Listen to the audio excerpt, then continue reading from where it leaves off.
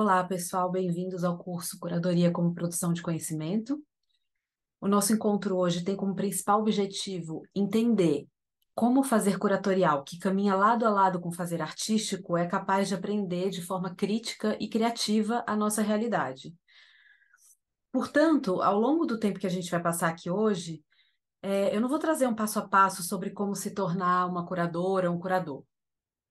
Eu vou sim apresentar para vocês a curadoria como uma ferramenta para se subverter, desorganizar, ativar experiências conhecidas e familiares que são aquelas que a gente tem por hábito chamar de status quo. E é desse tipo esse tipo de conhecimento ao qual me refiro aqui, que é um conhecimento que está muito mais próximo do gesto do que da palavra.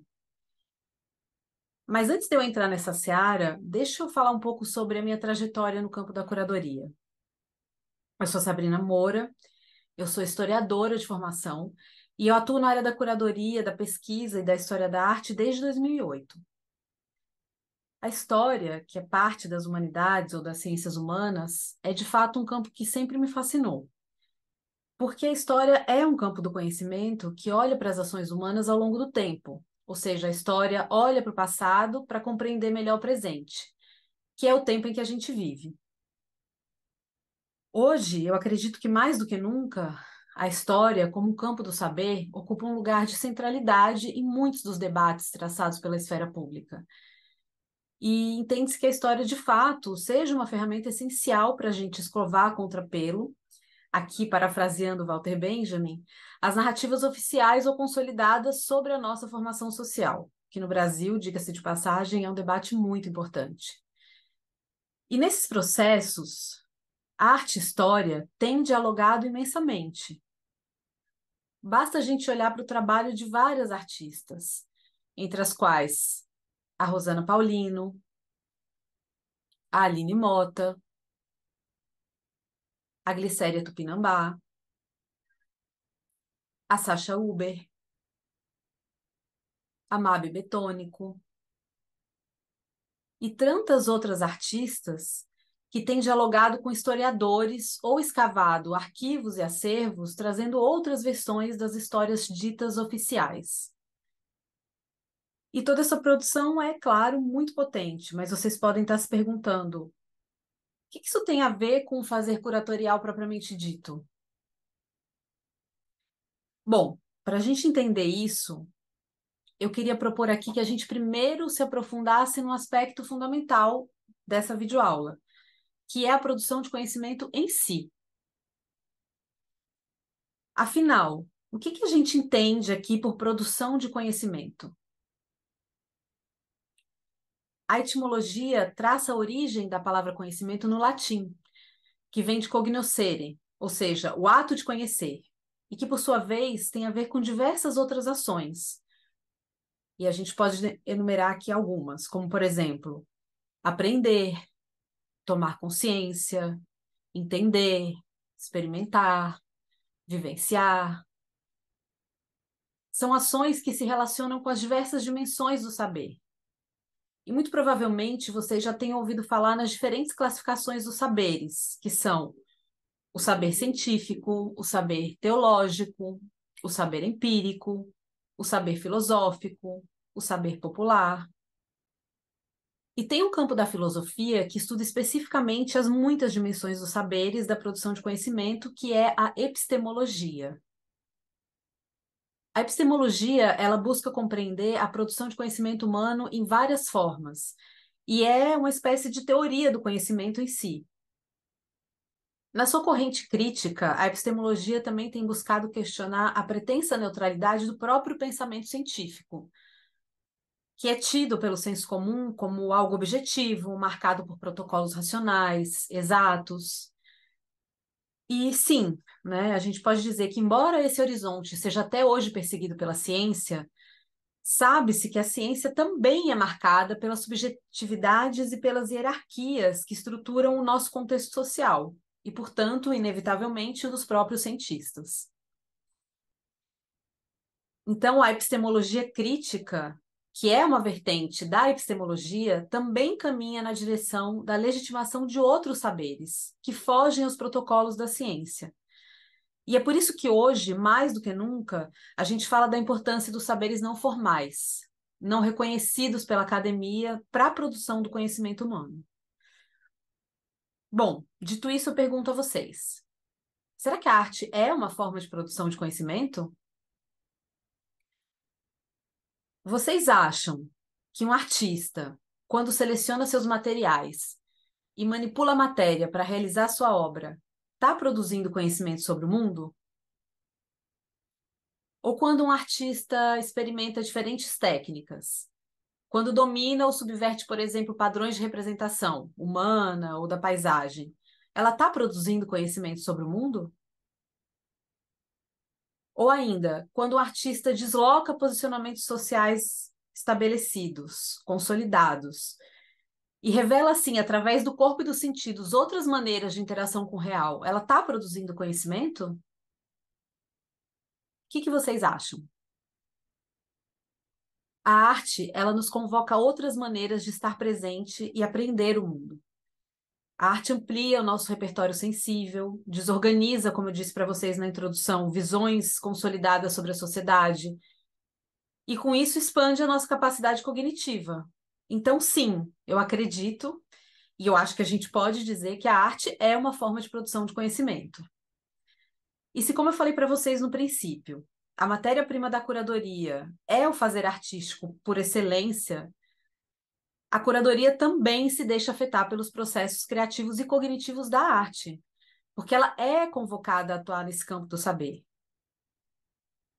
Logo, a gente pode sim dizer que o fazer curatorial também é uma forma de produção de conhecimento. Gostaria de começar a falar sobre curadoria aqui a partir de uma citação da curadora sueca Maria Lind.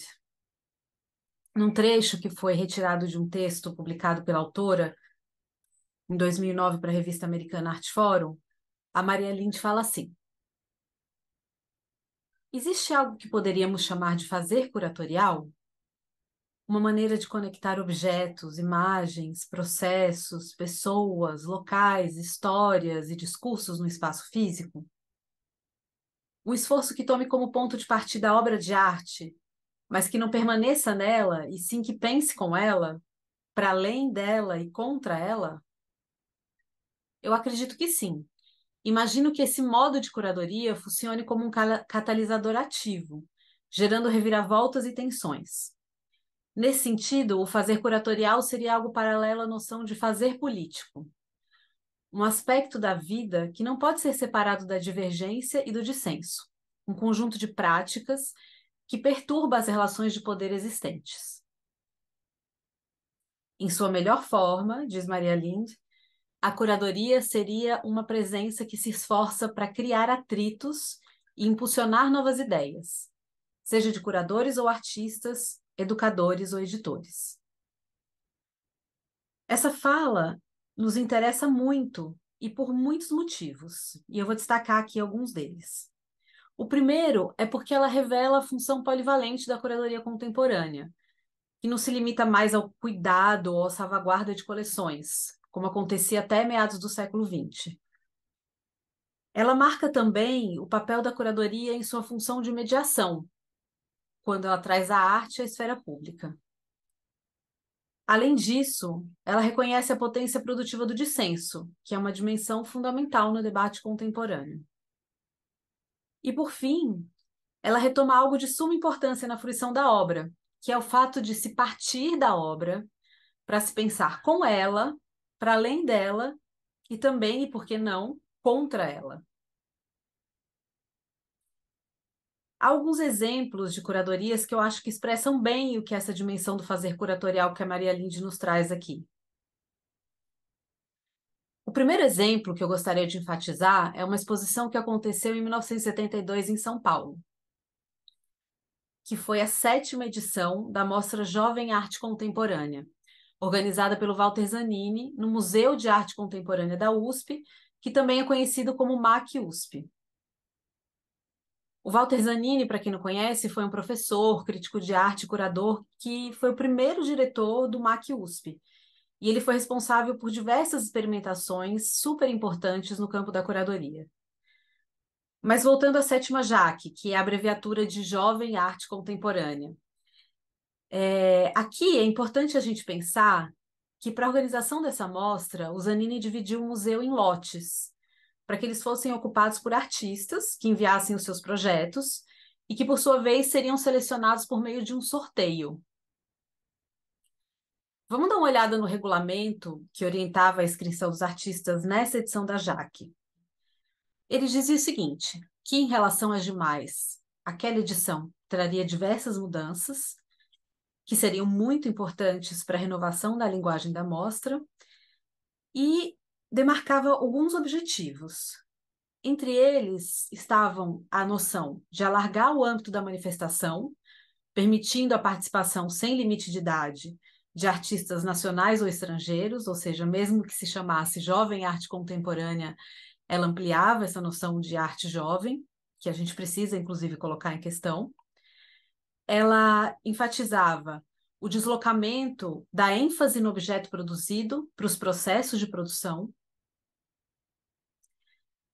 e anunciava a omissão proposital dos critérios de valor que habitualmente presidem a aceitação ou recusa de uma obra numa exposição. E aí, vocês podem perguntar para mim, o papel da curadoria não é justamente o de selecionar as obras e os artistas? E uma exposição organizada dessa forma não transformaria o museu num espaço sem critérios? Lembrando, inclusive, de um detalhe importante, que é a noção, né, dessa exposição que abre a partir do momento em que os artistas começam a ocupar o espaço. Então, a exposição não abre quando as obras estivessem prontas e instaladas no espaço do museu, mas sim quando elas começavam a ser montadas. E, mais uma vez, esse procedimento coloca a ênfase no próprio processo criativo ao invés do objeto, ou seja, da obra em si acabada.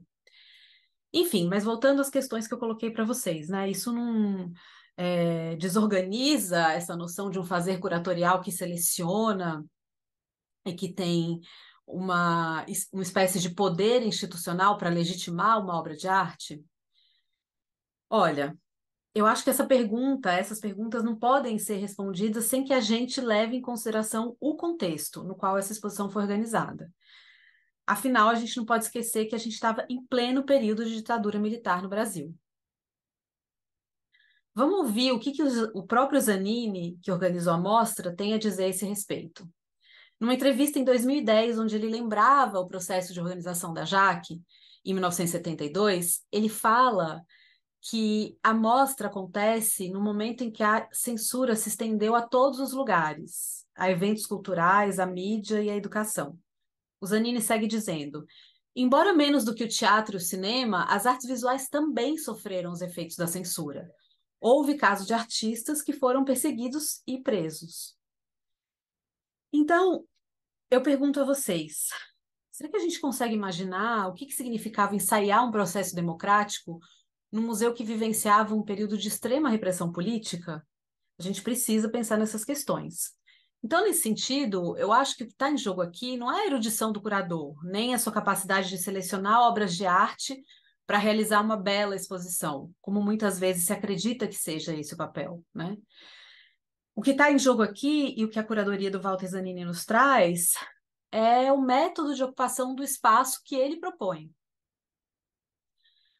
Tem uma professora da USP, chamada Cristina Freire, que foi responsável, inclusive, pela reorganização e o trabalho com o acervo do Walter Zanini, que comenta que, nesse caso, abre aspas, o museu se definiu como um microcosmo de possibilidades, e dentro do contexto de exceção vivido pelo Brasil da época, um espaço público de participação.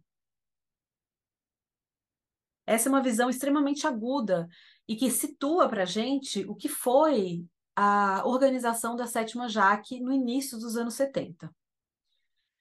Tem um outro exemplo de alguns anos antes, que eu acho que também é extremamente produtivo para a discussão que a gente está tendo aqui hoje, que é a expografia da Galeria Superior do Museu de Arte de São Paulo, na Paulista, que foi idealizado pela Lina Bobardi nos anos 60, finalzinho dos anos 60. Nessa galeria, a Lina propõe uma nova gramática expográfica. Ou seja, quando eu falo de gramática expográfica aqui, eu estou falando de uma nova forma de arranjar as obras no espaço, de dispor as obras no espaço. E ela é, sobretudo, amparada por uns dispositivos que a própria Lina criou, que são os cavaletes de cristal, que são esses pedestais de vidro e concreto que sustentam as obras e que favorecem uma certa transparência e uma circulação livre no espaço do museu. É por isso que a gente diz que o espaço, né, dessa galeria se torna permeável.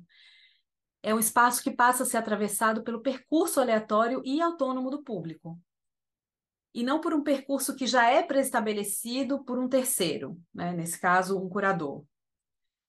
E isso se opõe a um modelo do que a gente chama de cubo branco, na apresentação de obras de arte, e que nasce, sobretudo, com o Museu de Arte Moderna, nas primeiras décadas do século XX.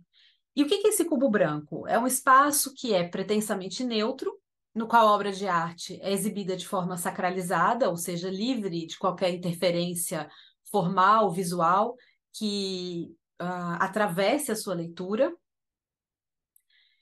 e que, portanto, destaca a obra de um determinado contexto maior, né? Ou seja, a obra é colocada num espaço branco, delimitado, para sua plena fruição.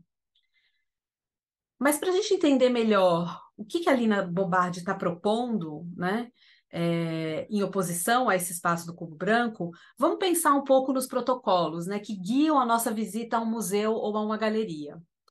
Como é que a gente observa as obras demarcadas nesse espaço? Obviamente, isso mudou muito dos anos 60 para cá, e a gente convive com uma pluralidade de conceitos expográficos. Mas a gente tem em mente, quando a gente está discutindo o cubo branco, uma expografia clássica. E eu imagino que vocês já tenham se deparado com isso. Enfim, o que acontece quando quando a gente entra num museu, digamos que padrão, né, numa galeria paradigmática de arte contemporânea e moderna? Como é que a gente adentra nesse espaço? Como é que a gente se move por esse espaço? Como é que a gente observa a obra? Vamos pensar um pouco no trajeto que o nosso corpo faz. E nesse caso, é importante a gente desnaturalizar certas ações e gestos que estão tão integrados aos nossos comportamentos que a gente sequer para colocar eles em questão. Ou seja, o fato da gente não tocar a obra, o distanciamento que o nosso corpo estabelece da obra de arte, a forma como a gente observa os trabalhos, como a gente fala sobre os trabalhos e como a gente reflete sobre os trabalhos, as obras de arte no espaço.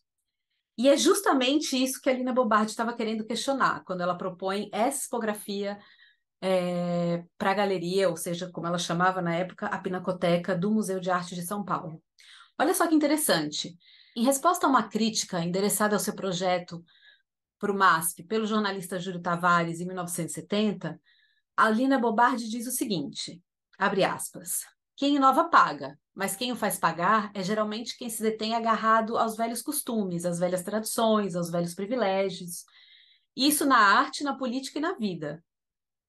Tirar do museu o ar de igreja que exclui os não iniciados, tirar dos quadros a aura, para apresentar a obra de arte como um trabalho a ser compreendido pelos não iniciados, fecha aspas, era um dos grandes objetivos do projeto da Lina. E quando ela fala dos não iniciados nas artes, a Lina está expressando um desejo de erguer um museu popular, aberto a um público formado por pessoas que não necessariamente têm o hábito de frequentar museus e galerias de arte. E aí a Lina rompe aqui com uma noção de alta cultura e também com a noção de que alguns têm o direito de consumir uma produção dita erudita. Por fim, o terceiro exemplo que eu gostaria de trazer aqui hoje apresenta um artista que, ao atuar como curador, interfere de maneira brilhante nas estruturas expositivas de um museu histórico. Aqui eu estou me referindo ao Fred Wilson e à exposição barra instalação Mining the Museum, que significa literalmente em português minando o museu. Ela foi organizada em 1992 na Sociedade Histórica de Maryland, nos Estados Unidos. E aqui a gente vai ver como o Fred Wilson vai ocupar esse museu, que foi fundado em meados do século XIX, e como ele vai propor intervenções curatoriais que confrontam as narrativas históricas complicadas que estavam sendo exibidas naquele museu nos anos 90. Nessa exposição, Minando o Museu, o Fred Wilson vai intervir diretamente nas formas de apresentação das coleções dos objetos históricos. E ele vai optar por justapor artefatos historicamente silenciados ao lado de outros que eram mais consolidados. E com isso, o objetivo dele era explicitar outras versões sobre a colonização e a escravidão não narradas naquele espaço. Um exemplo disso é quando ele exibe pedestais ao lado de 3 bustos de estadistas brancos e célebres, celebrados pela história, como Napoleão, Andrew Jackson e o Henry Clay. Esses pedestais pretos que aparecem à esquerda da imagem, eles são marcados pelos nomes de 3 importantes personalidades negras americanas, que são o escritor Fred Wilson, o astrônomo Benjamin Banneker e a abolicionista Harriet Tubman. Mas como vocês bem notaram na imagem, os pedestais da esquerda estão vazios, né? E aí é interessante a gente pensar o que significa deixar esses pedestais vazios ao lado de outros pedestais da direita que contemplam, portanto, os bustos dessas celebridades que foram, desculpa, celebridades não, queria dizer personalidades, homens de Estado, que foram celebradas pelas narrativas históricas. Tem uma outra vitrine, uma outra intervenção que o Fred Wilson faz no espaço expositivo, que é intitulada Metalworks, que quer dizer peças em metal. E nessa vitrine, o Wilson vai inserir, ao lado de um conjunto de vasos, copos, recipientes em prata, ou seja, um conjunto de prataria, ele vai inserir um par de algemas em ferro. E essas algemas eram usadas para deter a liberdade dos homens e mulheres escravizados. É importante a gente notar que essas operações sugeridas pelo Fred Wilson no espaço expositivo são operações simples, mas que contêm uma carga semântica muito poderosa. Porque sem enunciar uma só palavra, o Fred Wilson está dizendo muito, né? Através do gesto, ele está revertendo o curso de uma narrativa histórica consolidada. E em tempos de decolonialidade, é muito importante a gente notar como o artista vai escapar ao apelo discursivo e, justamente a partir da gestualidade, da intervenção, construir uma nova forma de entendimento dessa história que foi apagada pelas narrativas, como eu disse para vocês no início da aula, ditas oficiais. Ao longo do encontro de hoje, a gente viu como tomar a arte como uma faísca para provocar novas interpretações e novos saberes sobre o mundo. A gente viu como arte e curadoria operam na produção de conhecimento, embasados por exemplos que subvertem o próprio espaço do museu de maneira crítica e aguda. E para retornar à fala da Maria Lind, eu gostaria de resgatar o momento no qual ela fala, ou nos conclama, a partir da obra, mergulhar nas suas questões para poder ir além dela. Mas nesse processo, que a gente não pode esquecer uma coisa muito importante, que é esse ir além da obra.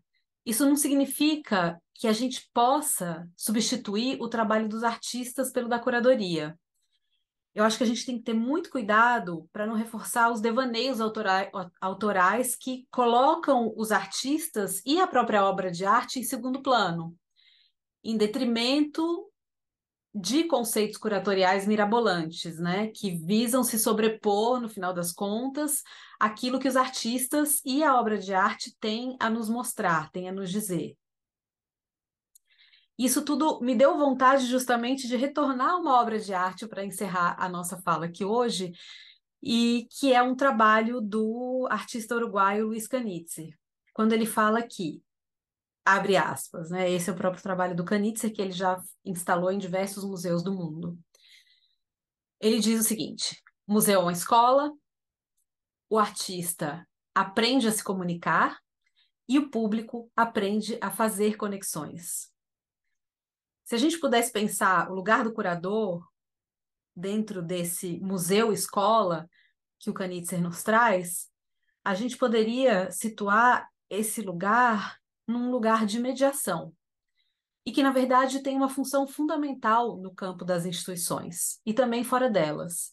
Eu acho que, para mim, a chave aqui é posicionar o fazer curatorial dentro de um contexto que é transdisciplinar e que ele pode ser explorado como um método para a gente gerar, mediar ou refletir sobre a própria experiência da obra e do público no museu.